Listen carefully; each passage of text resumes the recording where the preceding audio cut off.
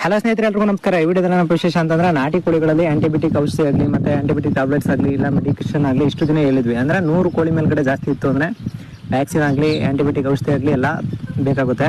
ಈಗ 50 ಕೋಳಿ ಸಾಕ್ತಿದ್ದೀರಲ್ಲ, 10 ಕೋಳಿ ಸಾಕ್ತಿದ್ದೀರಾ, ಇಲ್ಲ ಅಂತಂದ್ರೆ ಮನೆ ಹತ್ರ ಕೋಳಿಗಳು ಸಾಕೊಂಡಿದ್ದೀರಾ ಅಂತಂದ್ರೆ ಆಂಟಿಬಯೋಟಿಕ್ ಆಗಲಿ ಮತ್ತೆ ರೋಗ ಬರೆದಿರೋ ಔಷಧಿಗಳಾಗಲಿ ಯಾವುದೂ ಇಂಪಾರ್ಟೆನ್ಸ್ ಆಗಲ್ಲ. ಮನೆಗಳಲ್ಲೇ ಬೆಸ್ಟ್ ಮೆಡಿಸಿನ್ ಅಂತ ಇಲ್ಲೇ ರೆಡಿ ಮಾಡ್ಕೋಬೋದು. ಅಂದರೆ ಆಯುರ್ವೇದಿಕ್ ಟೈಪು.